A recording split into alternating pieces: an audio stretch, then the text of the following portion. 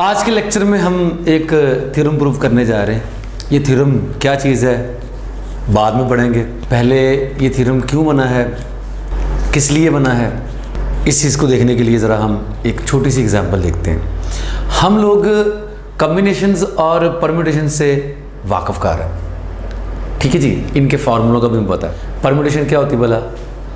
NPR का मतलब the number of arrangements when n objects are given and out of them we have to arrange the r objects. तो definition के हिसाब से देखा जाए तो ये एक इंटीजर ही आता है। फार्मूले के हिसाब से देखा जाए तो NPR को अगर आप देखें तो ये है जी n factorial over n minus r का फैक्टोरियल। अच्छा, अगर आप इसको ब्रेक करें तो सिंप्लीफाई करके आप इसे लिख सकते हैं n into n minus one into n minus two up to so on n minus r plus one into n minus r का factorial divided by n minus r का फैक्टोरियल। ये कैंसिल आउट हो जाएगा तो आपके पास n into n minus one into n minus two up to so on n minus r plus one. Integers को multiply करके डेफिनेटली एक इंटीजर ही आना है ना। तो NPR की जो डेफिनेशन है, तादाद है, अरेंजमेंट्स की तादाद, तो इंटीजर ही होगा। अगर आप फार्मूले को भी चेक करें, आप ये भूल जाएंगे फार्मूला हमने प्रूफ कैसे किया, डजंट मैटर, इसको जहन से निकाल दें कि फार्मूला प्रूफ कैसे किया। फार्मूले का प्रूफ हमारे जहन में नहीं है। वैसे ही हम सोचते हैं कि यार जब मैं n के फैक्टोरियल को n माइनस आर के फैक्टोरियल पे डिवाइड करता हूँ तो जवाब इंटीजर आता है। जहन में ही क्वेश्चन पैदा हो सकता है कि यार इसके फैक्टोरियल को अगर मैं इसके फैक्टोरियल पे डिवाइड करूँ, n माइनस आर के फैक्टोरियल पे डिवाइड करूँ तो जवाब इंटीजर ना आए। ऐसा मुमकिन था, लेकिन फार्मूले में ने भी आपको बताया कि ये एक कटिंग करके एक इंटीजर ही बचना है, आसानी से देखा जा सकता है। अच्छा, अब बात करते हैं NCR की। NCR क्या था? NCR का फार्मूला क्या था? n factorial over n minus R का फैक्टोरियल इंटू आर का फैक्टोरियल। यही था ना सर? बिल्कुल यही था। इसकी डेफिनेशन क्या थी? यहाँ पर हम बात करते हैं सिलेक्शंस की। n ऑब्जेक्ट्स गिवन है, r ऑब्जेक्ट्स को उनमें से पकड़ के आपने चूज़ करना होता है, सिलेक्शन बनानी होती है। तो सिलेक्शंस की तादाद का नाम है NCR। तो डेफिनेशन के हिसाब से देखा जाए तो NCR एक इंटीजर ही होना है, तादाद है ना, तादाद एक पॉजिटिव इंटीजर ही आनी। तो फार्मूले के हिसाब से भी अगर देखा जाए, फार्मूले का प्रूफ भूल जाए, कैसे किया प्रूफ, हम प्रूफ के चक्कर में नहीं पड़ रहे, ठीक है जी। हम सिर्फ ये देखना चाह रहे हैं कि डेफिनेशन तो कहती है कि ये एक इंटीजर है, लेकिन फार्मूले से अगर हम चेक करना चाहें कि ये एक इंटीजर है या नहीं है, तो जैसे ये आसानी से चेक कर लिया था, ऐसे ये इतनी आसानी से चेक नहीं हो सकता। क्यों नहीं हो सकता, आइए देखते हैं। सर इसको भी सिंप्लीफाई करने के लिए या तो मैं n के फैक्टोरियल को ब्रेक करना पड़ेगा n माइनस आर के फैक्टोरियल तक या r के फैक्टोरियल तक, दोनों में से किसी एक के साथ। तो चूंकि हमने n माइनस आर के फैक्टोरियल तक का ब्रेक किया होगा, ऐसे ये कट गया, तो इसी से कर लेते हैं। तो बचेगा आपके पास क्या, n into n minus one into n minus two up to so on n minus R plus one divided by नीचे r का फैक्टोरियल बचना है, इसको ब्रेक करेंगे तो r into R minus one into R minus two up to so on 3 to 1, end में आ जाएगा 3 to 1 r का फैक्टोरियल। जी जनाब, अब हमें इतना पता है कि r जो है वो n से लेस है या इक्वल है ना, ये हमें बाय डेफिनेशन पता होता है। तो r क्या n को डिवाइड करेगा कि नहीं करेगा, इस बात का हमें नहीं पता है, या r इनमें से किसी एक को डिवाइड करेगा, इस बात का हमें नहीं पता, और हमारे पास कोई प्रूफ भी नहीं है। मतलब हम ये देखना चाह रहे हैं कि इसको अगर आप इन दोनों के फैक्टोरियल्स के प्रोडक्ट पे डिवाइड करते हैं तो क्या जवाब इंटीजर आता है कि नहीं आता। डेफिनेशन तो कहती है इंटीजर ही आना है, लेकिन फार्मूले से it is not so clear as in case of NPR, right. वहाँ पर आसानी से पता लग रहा था, लेकिन यहाँ पर ये आसानी से नहीं बताया जा सकता कि इस चीज़ का जवाब एक इंटीजर है। लिहाजा एक लेमैन जो है, जैसे NCR का पता ही नहीं है कि ये नंबर ऑफ सिलेक्शंस है, उसको अगर आप ये क्वांटिटी दे दें तो वो इसको सॉल्व कर लेगा, आंसर एक इंटीजर ही आएगा। लेकिन n और r की कोई पर्टिकुलर वैल्यूज पुट किए बगैर डायरेक्ट ये चेक करना मुश्किल काम है कि n के फैक्टोरियल को जब हम n माइनस आर का फैक्टोरियल इंटू r के फैक्टोरियल पे डिवाइड करते हैं तो जवाब इंटीजर आना है या नहीं आना है, इस बात की हमारे पास कोई गारंटी नहीं है। इसको फार्मूले से चेक करना इतना आसान काम नहीं। थोड़ा सा मुश्किल काम है। तो ये जो हमने रिजल्ट बनाया हुआ है ये इसी पर्पज़ के लिए बनाया हुआ है। तो नंबर 3 में ये जो रिज़ल्ट है, ठीक है जी, इसको प्रूव करेंगे अभी हम। इसकी मदद से आप आसानी से चेक कर सकते हैं कि ये जो चीज़ है इसका जो आंसर है सिंप्लीफाई करने के बाद हमेशा एक इंटीजर ही आना है। ठीक है जी, आइए देखते हैं कि ये कैसे चेक किया जा सकता है। जो आइडिया हम यूज़ करने जाएंगे वही आइडिया इनफैक्ट इस थ्योरम के प्रूफ में यूज़ होगा। राइट जी, अब ये आइडिया क्या है? सर ऊपर एक इंटीजर है और नीचे भी एक इंटीजर है। आपको ऊपर वाले इंटीजर को काट कर नीचे वाले इंटीजर से साबित करना है कि जवाब एक इंटीजर आता है। वो तभी मुमकिन है जब नीचे वाला इंटीजर जो है वो ऊपर वाले इंटीजर को डिवाइड करे। सर ऐसा कब हो सकता है? ऐसा यकीनन तभी हो सकता है जब हर वो प्राइम जो नीचे वाले नंबर को डिवाइड करे वही प्राइम ऊपर वाले नंबर को डिवाइड करे। नहीं बात समझ आई? एग्जाम्पल्स में देखते हैं। देखें 525 को 230 पे डिवाइड करके मैंने बताना है, ये चेक करना है कि इंटीजर आना है कि नहीं आना।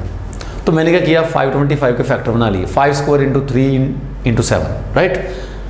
230 के फैक्टर बनाए तो 2 इंटू 5 इंटू 23 फैक्टर आप भी बना सकते हैं। ठीक है जी, तो हमने चेक करना है कि इसका जवाब एक इंटीजर आता है कि नहीं आता है। तो बड़ा आसान काम है यार।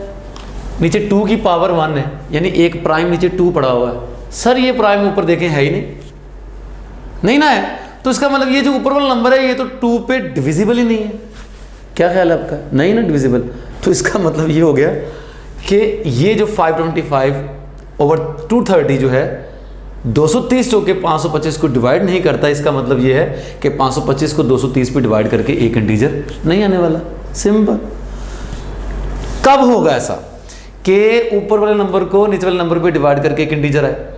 जब हर वो प्राइम जो नीचे मौजूद है वही प्राइम ऊपर मौजूद हो, है ना।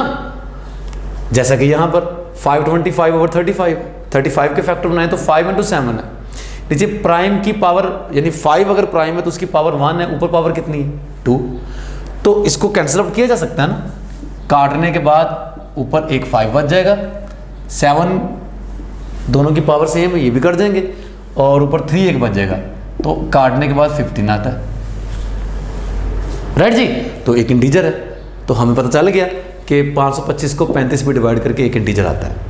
लेकिन हम इन जनरल अगर ऊपर कोई भी आर्बिट्रेरी इंटीजर गिवन हो, डिनोमिनेटर में कोई भी आर्बिट्रेरी इंटीजर गिवन हो, तो दोनों का जो कोशेंट है हम कैसे साबित करेंगे कि वो एक इंटीजर आएगा, जबकि हमें डिनोमिनेटर और न्यूमिनेटर दोनों में से किसी भी एक के प्राइम्स का मतलब उसके जो प्राइम फैक्टर्स हैं प्राइम्स के बारे में पता ही ना हो कि उसके अंदर प्राइम्स कौन से एज अ फैक्टर अपीयर हो रहे हैं। तो क्या करना है? तो सर बात शुरू करेंगे हम किसी भी प्राइम पी से। आर्बिट्रेरी प्राइम पी के लिए हमने ये चीज़ चेक करनी है। मसलन आप कोई सा भी प्राइम सोच लें अपने जहन में, लाइक आपके पास 17 एक प्राइम नंबर है। ठीक है जी, अब 17 ना ऊपर मौजूद है ना नीचे मौजूद है, लेकिन आपके जहन में प्राइम नंबर कौन सा आया जी? 17। डिनोमिनेटर में नहीं है, न्यूमिनेटर में भी नहीं है, कोई बात नहीं, लिखा जा सकता है। आप ऊपर भी लिख दें 17 की पावर 0, नीचे भी लिख दें 17 की पावर 0, मसला ही को नहीं। तो देखेंगे कि ये जो प्राइम पी आपने 17 आपने सोचा है, इसको नीचे देखें तो इसकी मैक्सिमम पावर कितनी आ रही है? 0। ऊपर भी इसकी मैक्सिमम पावर कितनी आ रही है? 0। यानी दोनों न्यूमिनेटर और डिनोमिनेटर दोनों में जो प्राइम पी की मैक्सिमम पावर है वो सेम। कट जाएंगे, जवाब इंटीजर आएगा। लेकिन ये काम हमने आर्बिट्रेरी प्राइम पी के लिए करना है, सिर्फ 17 के लिए तो करना नहीं, है ना। मसलन प्राइम 2 लेता हूं मैं, तो प्राइम 2 की डिनोमिनेटर में पावर कितनी है? 2 की पावर 1, यानी मैक्सिमम पावर प्राइम 2 की डिनोमिनेटर में कितनी है सर? 1। न्यूमिनेटर में देखें 2 की मैक्सिमम पावर कितनी है? अब न्यूमिनेटर में 2 है ही नहीं, कोई बात नहीं, वो लिख लें 2⁻0, तो उसकी पावर कितनी है? 0। अब डिनोमिनेटर में 2 प्राइम की पावर 1 है और ऊपर कम है, तो इसका मतलब ये है कि ये प्राइम इस न्यूमिनेटर को डिवाइड नहीं करेगा। तो ओवरऑल आपका जो नंबर है न्यूमिनेटर जो है वो डिनोमिनेटर पे डिविजिबल नहीं होगा। सब बात समझ आ रही कि नहीं आ रही?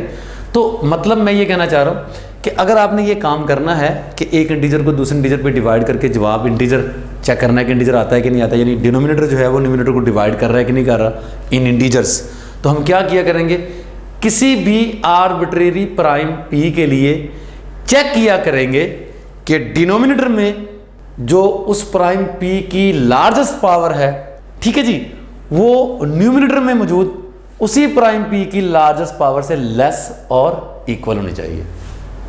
मेरे ख्याल में आपको बात समझ आ चुकी होगी।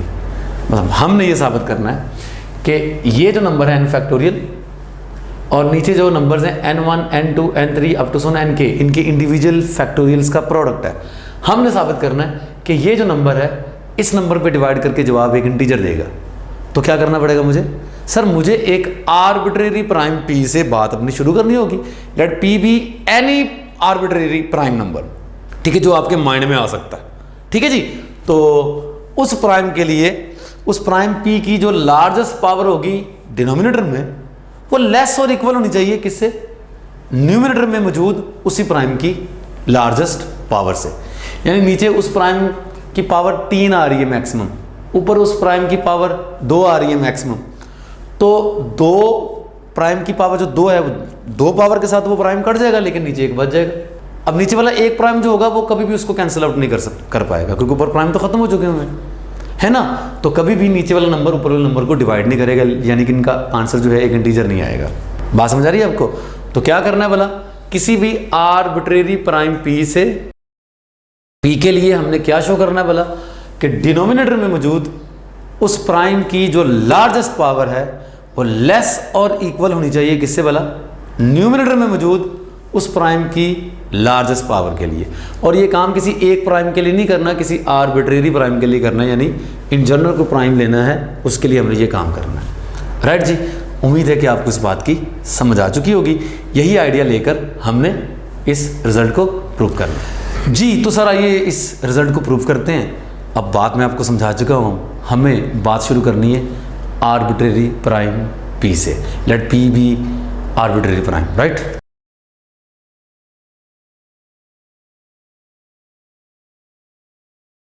इस बात को शो करने के लिए कि n का फैक्टोरियल जो है वो डिविजिबल है इन सब के इंडिविजुअल फैक्टोरियल्स के प्रोडक्ट पे।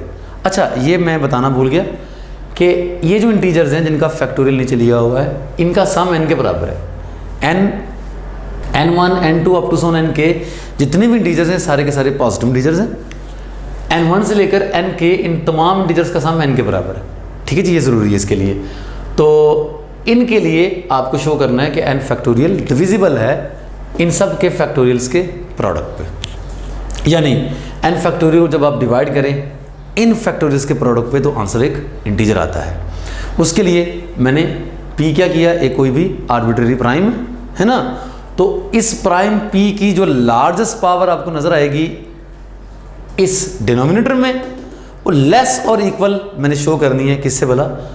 उसी प्राइम p की लार्जेस्ट पावर किस में मौजूद? न्यूमिनेटर में, यानी n के फैक्टोरियल में, राइट जी। तो इसको भी मैंने लिखना है, लेट करना है। Let alpha be the largest power of prime p occurring in the denominator and beta is the largest power of prime p occurring in the numerator as factor, and then we have to show that alpha is less or equal to beta। ठीक है जी, सारा कुछ जो मैं पहले आपको समझा चुका हूं, तो लिख लेते हैं इस बात को।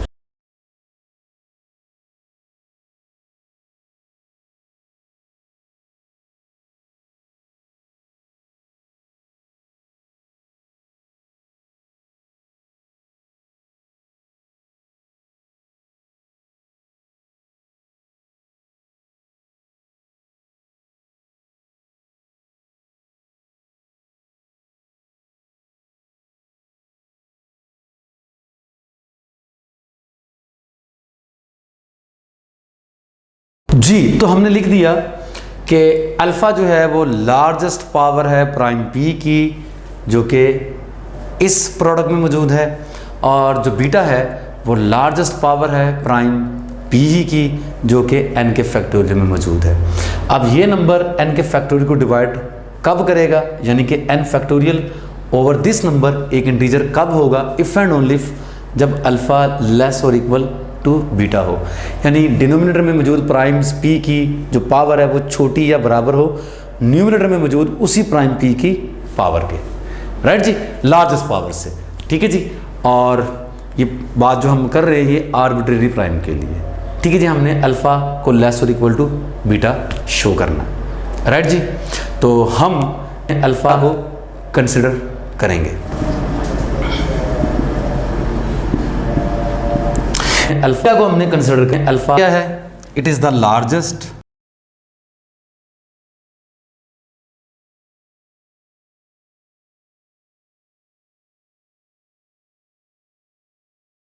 ये इस नंबर में मौजूद प्राइम पी की लार्जेस्ट पावर का नाम है अल्फ़ा जी। अब क्या ख्याल है आपका, ये जो नंबर है ये यहाँ पर मुख्तलिफ नंबर्स का क्या है, प्रोडक्ट है, ठीक है जी, मुख्तलिफ नंबर्स का प्रोडक्ट है। अब दो नंबरों के प्रोडक्ट में आपने किसी प्राइम पी की लार्जेस्ट पावर ढूंढनी है। सर साफ ज़ाहिर है दोनों नंबर्स में आप देख लें इंडिविजुअल प्राइम्स की जो लार्जेस्ट पावर्स हैं उनको आप ऐड कर लें। मतलब मैं कह रहा हूँ फ़र्ज़ कर लेंगे दो नंबर्स हैं, n1 का फैक्टोरियल और n2 का फैक्टोरियल, दो नंबर्स का प्रोडक्ट है। तो जितने प्राइम सर इसमें मौजूद होंगे और जितने प्राइम्स इसमें मौजूद होंगे, तो दोनों के प्रोडक्ट में कितने प्राइम्स मौजूद होंगे, उन प्राइम्स की जो मतलब जो उनकी तादाद है उनका सम। यानी फ़र्ज़ कर लें n1 के फैक्टोरियल में 5 प्राइम्स है p, यानी p की लार्जेस्ट पावर 5 है। n2 के फैक्टोरियल में p की लार्जेस्ट पावर 3 है। तो दोनों के प्रोडक्ट में उसी प्राइम p की लार्जेस्ट पावर कितनी होगी सर, 8, 5 जमा 3 8, सिंपल। क्योंकि बेसिस सेम हो तो पावर्स ऐड ही होती है मल्टीप्लाई करते हुए, राइट जी। तो प्राइम p की लार्जेस्ट पावर देखनी होती है तो वो इंडिविजुअल नंबर्स में जितने जितने प्राइम्स आ रहे होंगे, ठीक है, जितनी प्राइम की लार्जेस्ट पावर होगी उनको ऐड करके बताया जा सकता है, डेट्स सो सिंपल। तो क्या लिखूंगा मैं, द लार्जेस्ट पावर ऑफ, क्या लिखेंगे सर यहाँ पर, this will be equal to summation i from 1 to k, summation आ जाएगा। और यहां पर क्या आ जाएगा, the largest power of prime p in ni का फैक्टोरियल, राइट जी। तो तमाम ni's में मौजूद मैंने प्राइम p की लार्जेस्ट पावर्स लेनी है और उनको ऐड कर देना है। तो वही मैंने किया जी, summation i from 1 to k the largest power of prime p in ni का फैक्टोरियल जी जनाब। अब i फ्रॉम 1 to k है, ये बात तो समझ आ गई। अब यहां पर देखें, यहां पर ये नंबर क्या है बोला, largest power of prime p in ni का फैक्टोरियल, क्या है जी, ni के फैक्टोरियल में प्राइम p की लार्जेस्ट पावर। और वो कैसे कैलकुलेट करनी है सर, उसके लिए तो हमने लास्ट लेक्चर में रिजल्ट बना के रखा होगा, याद कर ले।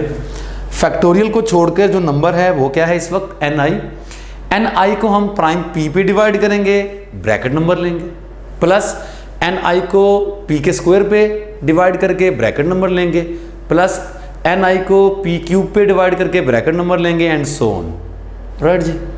तो लिख लेते हैं,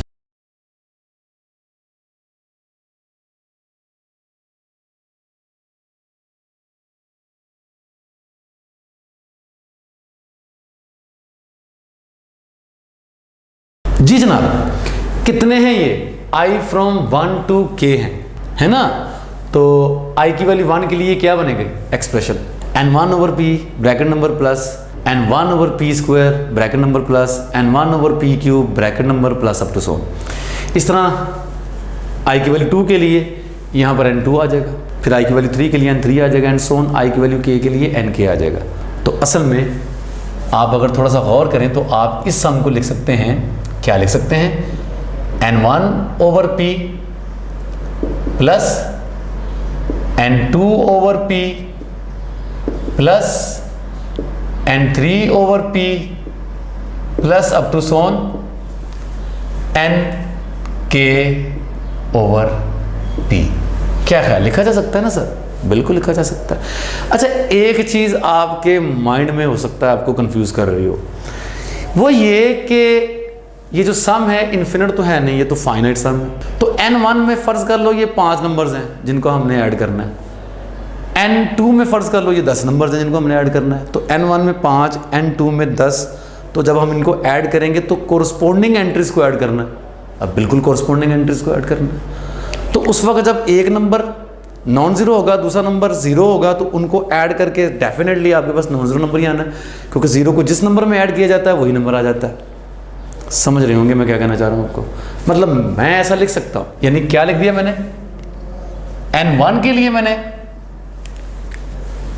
p पे डिवाइड किया, ब्रैकेट नंबर ले लिया, फिर n2 के लिए p पे डिवाइड किया, ब्रैकेट नंबर ले लिया, एंड सो ऑन nk के लिए p पे डिवाइड किया, ब्रैकेट नंबर ले लिया, फिर p स्क्वायर पे डिवाइड करके मैं उनको अलग लिख देता हूं, n1 over p square plus n2 over p square plus n3 over p square plus up to so on, यहां पर nk over p square g, ये बन जाएगा। अब मैंने नहीं कहा कि ये बात खत्म होगी, अभी है। अब क्या आएगा, n1 ओवर p क्यूब, फिर जी n2 over p cube, next जी n3 over p cube plus up to so on, आखिर में nk over p cube bracket number plus, और मैंने अभी भी नहीं कहा कि बात खत्म हो गई है, प्लस अप टू सोन, ये चलते जाना है।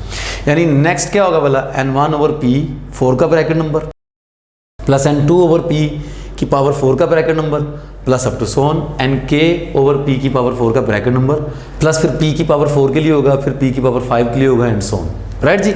तो सेम ये जो सम है अब यहाँ से हासिल कर सकते हैं। ठीक है जी।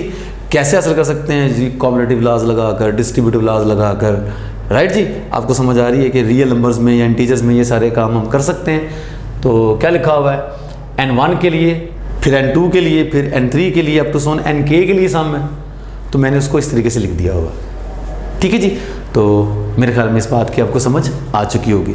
इसका वह फ़ायदा क्या होगा, फ़ायदा ये होगा कि यहाँ पर लगाने जा रहा हूँ मैं एक छोटा सा रिज़ल्ट। और रिज़ल्ट क्या है जी जनाब, हमने प्रूफ किया हुआ था कि अगर आपके पास bracket number x1 plus x2 है, दो रियल नंबर्स हैं x1 और x2, उनका सम है, उनका ब्रैकेट नंबर है, तो ये बिगर देन और इक्वल टू होगा उनके इंडिविजुअल ब्रैकेट नंबर्स के सम के। था जी। मैथमेटिकल इंडक्शन लगाकर हम ये जो रूल है दो के लिए है, हम किसी भी पॉजिटिव इंटीजर n के लिए कर सकते हैं। यानी अगर मैं फर्ज कर लूँ, मैं k इंटीजर्स के लिए कहता हूँ x1 x2 up to Son xk, तो इनके सम का भी जो ब्रैकेट नंबर होगा वो इंडिविजुअल इनके जो ब्रैकेट नंबर्स हैं उनके सम से ये ग्रेटर और इक्वली रहेगा। राइट जी। ये बात प्रूव की जा सकती है with the help of mathematical induction. लेकिन ट्रिवियल सी बात थी, हमने प्रूव किए बगैर डायरेक्ट यूज़ हम कर सकते हैं। दो के लिए किया था, जो काम दो के लिए ठीक है वो मैथमेटिकल इंडक्शन लगाकर फाइनाइटली मैनी तक एक्सटेंड किया जा सकता है। तो सर इस रूल को लगाएंगे यहाँ पर तो क्या हो जाएगा, पहले ये बताएं साइन कौन सा आएगा, इंडिविजुअल ब्रैकेट नंबर्स हैं ये, है ना, तो मैं इनको एक ही ब्रैकेट नंबर में कन्वर्ट करने जा रहा हूँ, तो ऐसा करने से ग्रेटर का साइन आ जाएगा। तो मैं यहाँ पर जो कि करने जा रहा हूँ, तो इसका मतलब ये कि यहाँ पर साइन कौन सा आ जाएगा जी, ग्रेटर देन और इक्वल टू। राइट जी, यूजिंग दिस प्रॉपर्टी। तो मैं इन पे करने जा रहा हूँ कंबाइन जी। तो सर ये बन जाएगा n1 over p plus n2 over p plus up to so on plus nk over p। Right जी। ये क्या किया मैंने, इन इंडिविजुअल ब्रैकेट नंबर्स जो कि ऐड हो रहे थे, इनको मैंने इनके सम के ब्रैकेट नंबर में कन्वर्ट कर दिया, और यहाँ पर साइन कौन सा आ जाएगा, लेस और इक्वल का, यानी इस चीज़ ने बढ़ जाना था। राइट जी। तो चले जी, अब ये एक तो है नहीं, यही काम मैंने इसके लिए भी करना है। तो ये क्या बन जाएगा sir, n1 over p square plus n2 over p square plus up to so on plus nk over p square plus, यही काम सर मैंने इसके लिए भी करना है ना। तो n1 over p cube plus n2 over p cube plus up to so on nk over p cube का bracket number plus up to so on, ये बहुत सारे होंगे सर। राइट जी। तो फर्दर देखें, अब मैं यहाँ पर इक्वल का साइन लिख रहा हूँ, क्योंकि अब ये जो चीज़ है ये इससे बड़ी नहीं है, इसके इक्वल ही होनी है। तो यहाँ पर आप एलसीएम लेके क्या लिख सकते हैं जी, n1 plus n2 plus up to so on plus nk over p। ऐसे ही आप यहाँ पर एलसीएम लेके क्या लिख सकते हैं, n1 plus n2 plus up to so on plus nk over P का स्क्वायर प्लस इसी तरह यहाँ पर क्या होगा जी n1 plus n2 plus up to so on N K over P का cube plus up to so on आगे सोन। ठीक है जी। और यहाँ पर हम फ़ायदा उठाएंगे उस बात का जो कि हमें गिवन है। हमें गिवन था कि n1 से लेकर nk तक ये जो पॉजिटिव इंटीजर्स थे इनका जो सम था वो किसके बराबर था, n के बराबर था। तो इस बात का इस्तेमाल करके यहाँ पर आ जाएगा जी n ओवर p प्लस यहाँ पर आ जाएगा जी n ओवर p का square plus n over p cube bracket number up to so on, ये आ जाएगा। राइट जी। और हमने किस चीज़ का इस्तेमाल किया है कि n was equal to n1 plus n2 plus up to so on plus nk। Right जी। और अब आप इस चीज़ को गौर से देखें, ये क्या है भला, ये the largest power of prime p है that occurs in n factorial. Right, n over p bracket number plus n over p square plus n over p cube and so on. ठीक है जी। The largest power of the prime p appears as a factors in n factorial, जिसको हमने क्या नाम दिया हुआ था सर, जिसको हमने नाम दिया हुआ था अल्फा को। राइट जी। तो this is equal to beta. तो लेफ्ट साइड पे हमारे पास क्या था जी अल्फा, और हमने प्रूव किया कि अल्फा इज लेस और equal to beta, that is alpha is less और इक्वल टू बीटा। और अगर अल्फा लेस और इक्वल टू बीटा है तो इसका मतलब ये है कि n factorial over n1 factorial into n2 factorial into n3 factorial and so on nk factorial, this is an integer. Right जी, ये बात हमने प्रूव करनी थी। यहाँ पर क्लियरली n1 से लेकर nk तक जो इंटीजर्स हैं ये कोई भी पॉजिटिव इंटीजर्स नहीं है, ये ऐसे पॉजिटिव इंटीजर्स हैं जिनका सम n के बराबर है। राइट जी। तो ये बात आपने याद रखनी है।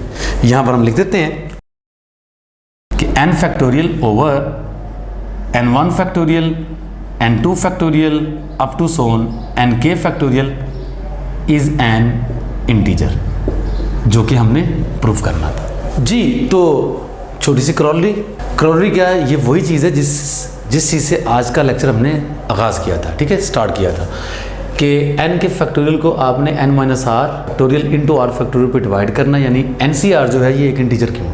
तो इसके लिए मैं सबसे पहले आपको ये बता दूं, जो रिज़ल्ट हमने किया था यहाँ पर n1 से लेकर nk तक ये नंबर सारे क्या थे भला, पॉजिटिव इंटीजर्स। लेकिन ये नॉन नेगेटिव इंटीजर्स भी हो सकते हैं, मतलब इनमें से कोई एक इंटीजर ज़ीरो भी हो सकता है। वो बड़ी सिंपल सी बात है। देखिए ज़ीरो का फैक्टोरियल क्या होता है भला, 1, और 1 में किसी भी प्राइम p की लार्जेस्ट पावर कितनी होती है, 0। तो अगर वो प्राइम ऊपर है न्यूमरेटर में या नहीं है, दोनों सूरतों में उस प्राइम की लार्जेस्ट पावर जो नीचे होगी वो ऊपर वाले प्राइम यानी ऊपर वाले नंबर में मौजूद उस लार्जेस्ट पावर जो है उस प्राइम की उससे लेस और इक्वली होनी है ना। तो मतलब ये है कि आप यहाँ पर पॉजिटिव इंटीजर्स को रिप्लेस कर सकते हैं नॉन नेगेटिव इंटीजर्स के। शर्त ये है कि इन सब का जो सम है वो इनके बराबर जरूर होना चाहिए। ठीक है जी। मैं फिर बता देता हूँ, अगर इनमें से कोई एक ज़ीरो भी है, ज़ीरो का फैक्टोरियल 1 होता है और 1 में किसी भी प्राइम p की लार्जेस्ट पावर 0 होती है। ठीक है जी। तो वो 0 जो पावर है वो डेफिनेटली लेस और इक्वल ही होना है, क्योंकि 0 सबसे छोटा ही तो है बेचारा नॉन नेगेटिव इंटीजर। राइट जी। तो वो जो लार्जेस्ट पावर है ये ऊपर वाले मौजूद जो नंबर है उसका जो फैक्टोरियल है उसमें वो प्राइम p हो या ना हो, हर हाल में उसकी जो लार्जेस्ट पावर है वो ज़्यादा ही होनी है ऊपर वाले की। राइट जी। तो you can replace n1 n2 n3 up to so on nk by the non negative integers. Right जी। तो इसके लिए रिजल्ट वैलिड है। तो सर r आपको पता है, r NCR में 0 और n के दरमियान में होता है ना सर। तो यहाँ पर आप देखें कि एक नंबर आपके पास n1 जो है वो n माइनस आर है, और दूसरा नंबर, दो नंबर्स हैं यहाँ पर, n2 जो है वो किसके बराबर है, r के बराबर है। और इन दोनों का सम देखें, n1 plus n2 n minus R plus r किसके बराबर है, n के बराबर है ना। यानी इन दो नंबर्स का जो सम है वो n के बराबर है। तो ऊपर n का फैक्टोरियल है, नीचे n1 और n2 का फैक्टोरियल है, जबकि n1 प्लस n2 दोनों का सम जो है वो n के बराबर है। राइट जी। तो जाहिर है जी आपका जो थ्योरम है, इस थ्योरम की जो स्टेटमेंट है उसके अकॉर्डिंग देखें तो ये जो नंबर है n factorial over n minus R factorial into R factorial, यानी कि NCR जो है हमेशा एक इंटीजर ही आना है, ये बात आपने प्रूव कर ली है। राइट जी। तो नेक्स्ट थ्योरम है जी, छोटा सा थ्योरम, बहुत इंपॉर्टेंट है ये भी। ये क्या कहता है भला, if p is a prime, अब यहाँ पर आपके पास p एक प्राइम नंबर है और r एक इंटीजर है जो कि 0 से बड़ा है और p से छोटा है। आपने प्रूव करना है कि p हमेशा डिवाइड करेगा p कॉम्बिनेशन r को। हम ये बात साबित कर चुके हुए हैं कि p combination r bye formula जो है एक इंटीजर आता है, लेकिन वो इंटीजर p का मल्टीपल है कि नहीं हमें ये नहीं पता था। तो अब हमने ये प्रूव करना है कि r अगर 0 से बड़ा लेंगे p से छोटा लेंगे, यानी r अगर आप 1 से लेकर p माइनस 1 तक कोई भी नंबर लेंगे तो उस नंबर के लिए PCR जो है वो सिर्फ और सिर्फ इंटीजर ही नहीं, वो p का मल्टीपल भी होगा। और ये बात तब वैलिड है अगर p प्राइम है, ठीक है जी, अदरवाइज हम ये बात नहीं कह सकते। तो इस चीज़ को प्रूव करते हैं। यहाँ पर जी आपके पास r क्या है सर, r आपके पास है 0 से लेकर p के दरमियान में, यानी r की value 1 2 3 up to so on p minus 1, इनके दरमियान में कोई भी वैल्यू हो सकती है। राइट जी। तो चलें जी, r का जो फैक्टोरियल होगा सर, r के फैक्टोरियल में आप देखें तो इनका प्रोडक्ट होगा 1 2 आई मीन टू से 1 into 2 3 up to so on p minus 1, ये वाले नंबर्स मल्टीप्लाई हो रहे होंगे। राइट जी।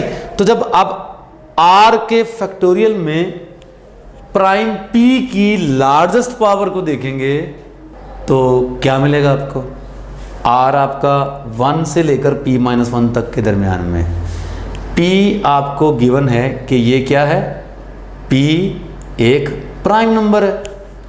प्राइम नंबर एक ऐसा नंबर होता है जो अपने आप के अलावा और 1 के अलावा किसी नंबर पे डिवाइड नहीं होता, यानी p माइनस 1 से लेकर 1 तक, ये यानी 1 से लेकर जो p माइनस 1 तक ये जो इंटीजर्स हैं, ये जो नेचुरल नंबर्स हैं, इन सब के या इनमें से चंद एक के प्रोडक्ट के बराबर p कभी नहीं होने वाला।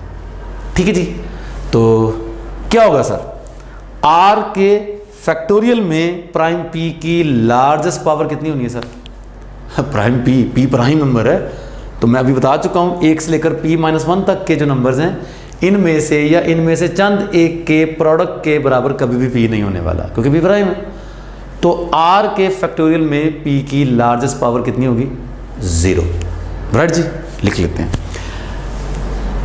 Largest power of p in r factorial, this will B 0। Similarly r का फैक्टोरियल 1 से लेकर p माइनस 1 तक के दरमियान में, और p माइनस r जो होगा, यानी p माइनस r के बारे में क्या ख्याल है, p प्राइम फिक्स है, r 1 से लेकर p माइनस 1 तक के दरमियान में है, p में से अगर आप r 1 लेंगे तो p माइनस 1, यानी p माइनस r ये वाला नंबर बन जाएगा, p minus 1 I mean r की जगह 2 पुट करेंगे तो p माइनस 2 इससे पिछला आ जाएगा, अप टू सोन r की जगह p माइनस 1 पुट करेंगे तो ये 1 आ जाएगा, है ना। तो p माइनस r की जो पॉसिबल वैल्यूज हैं वो भी 1 से लेकर p माइनस 1 तक की, है ना। तो p माइनस r का जो फैक्टोरियल होगा उसमें भी जो नंबर्स अपीयर होने हैं वो 1 से लेकर p माइनस 1 तक है।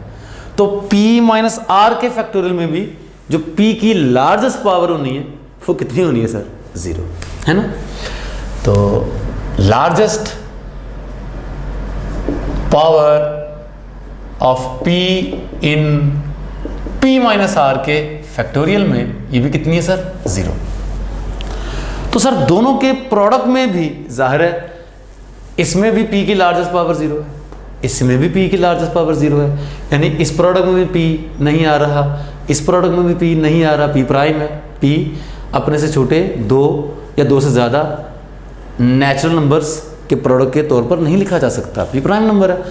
तो दोनों के प्रोडक्ट में भी p की लार्जेस्ट पावर कितनी होगी सर, 0 प्लस 0 यानी कि 0, implies largest power of r factorial into p minus r factorial is 0 plus 0 that is equal to 0, यानी इस प्रोडक्ट में p as a factor appear हो ही नहीं रहा।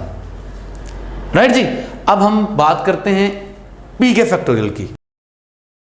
P के फैक्टोरियल को देखें तो ये है 1 into 2 into 3 up to so on, कहाँ तक जाएंगे sir? P minus 1 into P, ऐसे ही होता है ना सर। तो 1 से लेकर P माइनस 1 तक के जो नंबर्स का प्रोडक्ट है, इनमें तो P नहीं बनने वाला ना, P प्राइम नंबर है ना, इनके प्रोडक्ट से भी P नहीं बनने वाला। एक P यहाँ पर मौजूद है ना, क्योंकि P प्राइम नंबर है। तो इसका मतलब क्या होगा? Largest power of P in P factorial is equal to, चाहे आप फॉर्मूले से कैलकुलेट कर लें भाई साहब, P के फैक्टोरियल में P की लार्जेस्ट पावर तलाश करने जा रहे हो तो क्या करोगे भाई? भाई P को P पे डिवाइड करके ब्रैकेट नंबर, फिर P को P स्क्वायर के इस पे डिवाइड करके bracket number and so on. तो सर यहाँ से अब 1 मिलना है और अगले सारे क्या हो जाने हैं? 0, है ना। तो 1 plus 0 plus up to so on, यानी कि ये 1 है। क्या मतलब इस बात का? साफ नजर आ रहा है, यहाँ से भी पता लग रहा है, फार्मूले से भी पता लग रहा है कि P के फैक्टोरियल में एक प्राइम P मौजूद है ना, यानी P की लार्जेस्ट पावर 1 है, एक मौजूद है। और ये जो R का factorial into P minus R का फैक्टोरियल है, इसमें इस प्रोडक्ट में P की कोई भी पावर मौजूद नहीं है, यानी P अपेयर नहीं हो रहा। इसमें लार्जेस्ट पावर P की 0 है, इसमें लार्जेस्ट पावर P की कितनी है? 1। तो इसका क्या मतलब होगा सर? इसका मतलब ये होगा कि P डिवाइड करेगा फिर किसको? P के फैक्टोरियल को divided by R factorial into P minus R का फैक्टोरियल। क्यों? इसमें P की एक पावर मौजूद है, इसमें P की कोई पावर नहीं है। डिनोमिनेटर में देखें तो P की लार्जेस्ट पावर जो है वो न्यूमिनेटर में मौजूद P की लार्जेस्ट पावर से लेस है।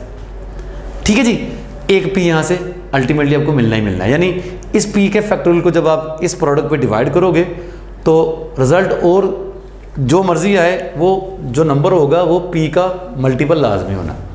यानी साफ नज़र आ रहा है कि ये जो नंबर है इसको डिवाइड करेगा तो डिवीजन के बाद एक फैक्टर P लाजमन मिलना है, यानी P ने अल्टीमेटली डिवाइड करना है P के factorial over R factorial into P minus R के फैक्टोरियल को। तो ये जो फार्मूला है दरअसल ये बराबर है P कम्बिनेशन R के। तो P डिवाइड करेगा यूँ PC R, when ever R आप 0 से बड़ा लें और P से छोटा लें, राइट जी।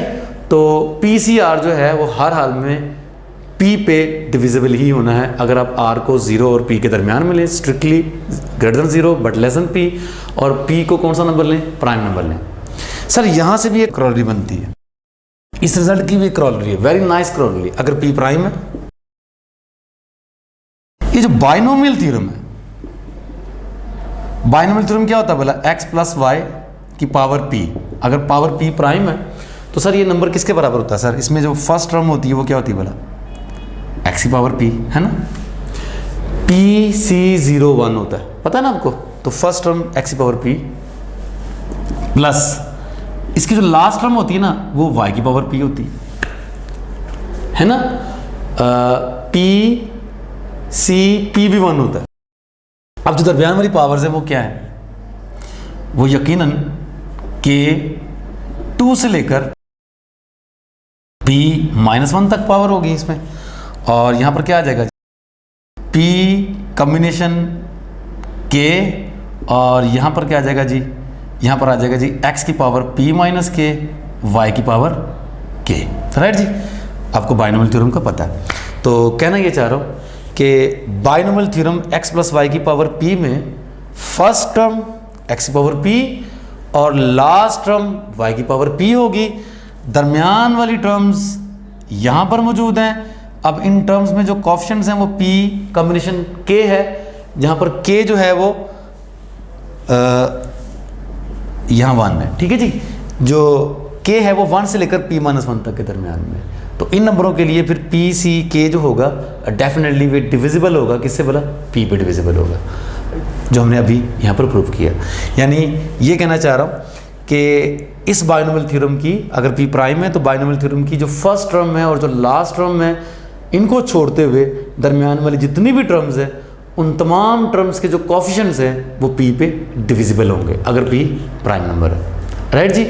तो the instead of first and the last term, each and every term of this binomial theorem will be divisible by p if p is prime.